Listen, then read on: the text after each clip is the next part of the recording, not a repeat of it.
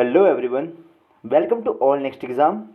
Himachal Pradesh BEd entrance 2021 की जो हमने ये सीरीज स्टार्ट करी है, इसको आगे बढ़ाते हुए आज हम देखेंगे इसका पार्ट 5। हम पढ़ रहे हैं education committee and commission in India. Okay, हम इनको थोड़ा डिटेल में कर रहे हैं। इससे पहले मैं इसकी प्रीवियस ईयर की जीएस, टीचिंग एप्टीट्यूड और एटीट्यूड और एजुकेशनल कमीशन ऑन कमेटीज़ की जो प्रीवियस ईयर के पेपर थे उनको मैं सॉल्व करवा चुका हूँ। तो वो आप सबको मेरा यूट्यूब चैनल है इसके प्लेलिस्ट में जाके आपको मिल जाएंगे। आज हम देखेंगे नेशनल पॉलिसी ऑन एजुकेशन 1986। जैसा कि मैंने आपको बताया था कि अभी तक जो है वो हमारे पास 3 ही एजुकेशन पॉलिसी आई थी एजुकेशन के ऊपर। एक आई थी हमारी 68 में, अभी सेकंड हमारी 86 में, और थर्ड वन देखिए आएगी हमारी 2020 में, जो कि लास्ट ईयर ही आई थी। ओके, तो वीडियो को लास्ट तक ज़रूर देखना। ये वीडियो मुझे दोबारा बनाना पड़ रही है क्योंकि पहले वाले वीडियो में कुछ साउंड का इशू आ रहा था, तो मैं ये वीडियो दोबारा बना रहा हूँ। ओके, तो चलिए शुरू करते हैं। नेशनल पॉलिसी ऑन एजुकेशन कब बनी थी? ये 1986 में। इस टाइम हमारे देश के जो प्रधानमंत्री थे वो कौन थे? श्री राजीव गांधी जी। तो देखते हैं अब इसको। Its major objective was to provide, इसका जो मेजर ऑब्जेक्टिव था वो क्या था कि जो एजुकेशन जो है वो किसको प्रोवाइड करवाई जाए? ऑल सेक्शन ऑफ सोसाइटी, जो सोसाइटी के हर एक वर्ग को जो है वो एजुकेशन प्रोवाइड करवाई जाए। और स्पेशल फोकस किस पे था? हमारे शेड्यूल कास्ट के ऊपर, शेड्यूल ट्राइब्स के ऊपर, और ओबीसी अदर बैकवर्ड क्लासेस के ऊपर, और वीमेंस एजुकेशन के ऊपर इसका मेन फोकस था। सेकेंड पॉइंट क्या था इसका? In order to fulfill this objective, the National Policy on Education 1986 stressed on the provision of scholarship for poor। इन्होंने क्या किया कि एक प्रोविज़न दिया कि जो पुअर सेक्शन के लोग हैं उनको जो है वो क्या करवाई जाए? प्रोवाइड स्कॉलरशिप प्रोवाइड करवाई जाए, अडल्ट एजुकेशन प्रोवाइड करवाई जाए। और इन्होंने एक ऐसा प्रावधान रखा कि टीचरों का रिक्रूटमेंट हो कहाँ से? जो कि बिलोंग करते हों शेड्यूल कास्ट से और शेड्यूल ट्राइब से। ओके, और उन्होंने ऐसा भी बोला कि ज़्यादा से ज़्यादा नए स्कूल और कॉलेज जो वो खोले जाएं। थर्ड पॉइंट क्या था हमारी इस एजुकेशन पॉलिसी का? इसका था, इस एजुकेशन ने क्या करा? प्राइमरी फोकस किस पे करा? हमारे प्राइमरी एजुकेशन के ऊपर इसने ज़्यादा फोकस करा। इसके लिए उन्होंने क्या करा कि एस्टेब्लिशमेंट ऑफ ओपन यूनिवर्सिटी, जो हमारी ओपन यूनिवर्सिटी है उसको एस्टेब्लिश किया गया। क्वेश्चन आता है कि हमारे देश में जो फर्स्ट ओपन यूनिवर्सिटी जो थी वो कौन सी थी? तो वो कौन सी थी? Indira Gandhi national open university. इसको हम क्या बोलते हैं शॉर्ट फॉर्म में? इग्नू। आप सभी ने इसका नाम सुना होगा, इग्नू। ठीक है, जहाँ से जो है वो इन्होंने प्राइवेट ओपन यूनिवर्सिटी खोली और उसका हेडक्वार्टर कहाँ रखा? न्यू दिल्ली में। फोर्थ पॉइंट क्या था इसका? इन्होंने ऐसा प्रोवाइड करवाया कि क्योंकि पहले क्या था कि स्कूल बहुत दूर होते थे, उसकी वजह से भी बच्चे पढ़ नहीं पाते थे। तो इन्होंने ऐसा प्रावधान किया कि स्कूलों के साथ साथ वहाँ पे हॉस्टल फैसिलिटी भी प्रोवाइड करवाई जाए।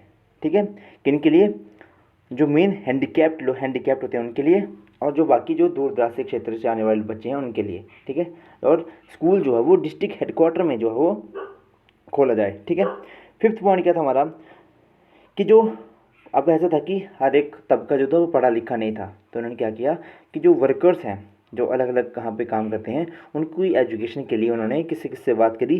जो ट्रेड यूनियन से, हमारे ट्रेड यूनियन से बात करी, कुछ एजेंसी से बात करी कि उनको भी एजुकेशन जो वो प्रोवाइड करवाई जाए।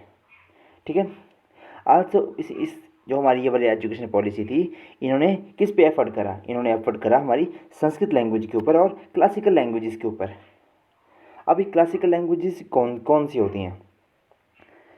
ठीक है, एक तो हम पढ़ते हैं कि हमारे 8th शेड्यूल में हमारी 22 लैंग्वेज जो हैं वो बताई गई हैं हमारी 8th शेड्यूल में। ठीक है, अब क्लासिकल लैंग्वेजेस कितनी हैं ये मैं आपसे क्वेश्चन पुटअप करता हूँ कि क्लासिकल लैंग्वेज जो कितनी है इंडिया में। ठीक है, ऑप्शन देता हूँ 7, 8, 9, 10।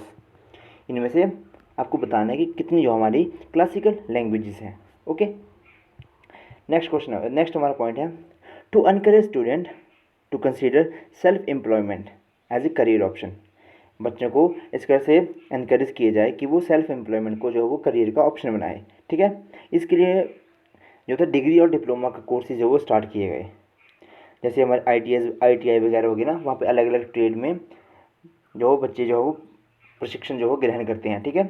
तो उनके लिए इन्होंने क्या करा कि बच्चों को उसे एनकरेज किया जाए कि वो खुद का जो है वो क्या करे, बिजनेस वगैरह जो है स्टार्ट कर सके, जिसकी वजह से वो जो है ज़्यादा से ज़्यादा लोगों को एम्प्लॉयमेंट जो है वो प्रोवाइड करवा सके। ओके, नेक्स्ट देखते हैं हमारा।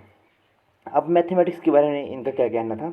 इन्होंने बोला कि मैथमेटिक्स जो है वो एक व्हीकल की तरह है, जिससे जो वो चिल्ड्रन क्या करेंगे, उनकी जो थिंकिंग एबिलिटी बढ़ेगी, उनकी रीजनिंग को एनालाइज करने की एबिलिटी उनकी बढ़ेगी, उनकी लॉजिकल स्किल्स जो है वो काफ़ी ज़्यादा इंप्रूव होंगे इससे। ओके, अब साइंस एजुकेशन के बारे में इस पॉलिसी का क्या कहना था कि ये बोलते हैं कि साइंस एजुकेशन जो है वो क्या डेवलप करती है बच्चों में, ये करती है स्पिरिट ऑफ इंक्वायरी, कि किसी चीज़ को जानने की जो स्पिरिट है उनके अंदर वो डेवलप करती है, और क्रिएटिविटी करती है।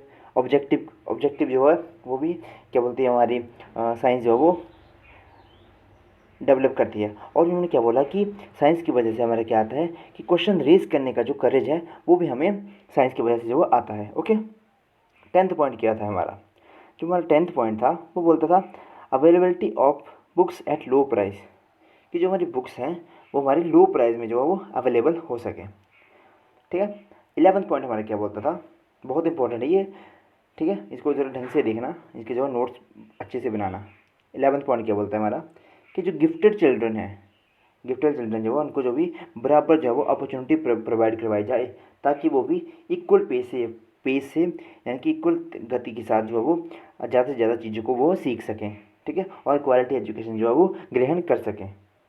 12th पॉइंट हमारा district institute of education and training that is diet school जो वो एस्टेब्लिश किए जाएँ, जो कि चिल्ड्रन की जो टीचर हैं उनको अच्छे से ट्रेनिंग प्रोवाइड करवाई जाए, ठीक है। इनको बोलते हैं district institute of education and training, इसको बोलते हैं डाइट स्कूल, ठीक है।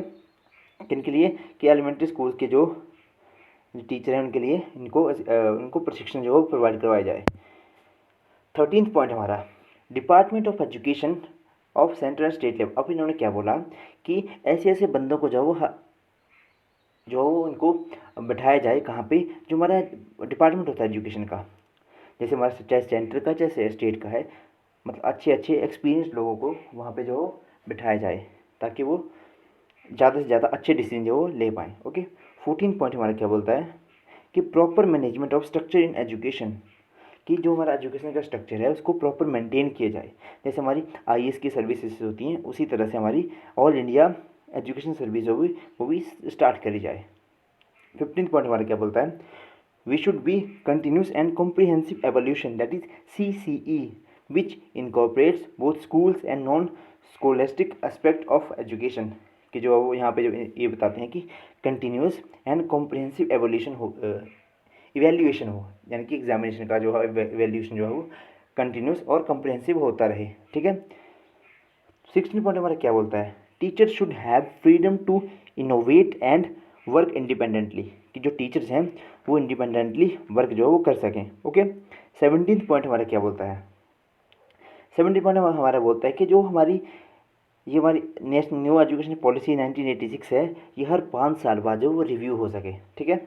यहाँ से भी क्वेश्चन डायरेक्ट आता है कि कितने साल बाद जो वो रिव्यू जो है करवाया जाए। अब उसके बाद क्वेश्चन अब जो मैं कल करवाऊँगा आपको, मैं ये पढ़ाऊँगा आपको कि जो रिव्यू कमेटी बैठी थी उसने जो क्या क्या इसके बारे में सुझाया था, ठीक है। आज थोड़ा टाइम कम होने की वजह से मैं इसको ही टाइप कर पाया हूँ, ठीक है। आज थोड़ा वैक्सीनेशन की वो थी, ठीक है। तो बाकी हम वीडियो कल देखेंगे, इसके प्रॉपर नोट्स ज़रूर बनाना, ठीक है। वीडियो को शेयर ज़रूर करना यार, बहुत मेहनत लगती है, शेयर कर देना, ठीक है।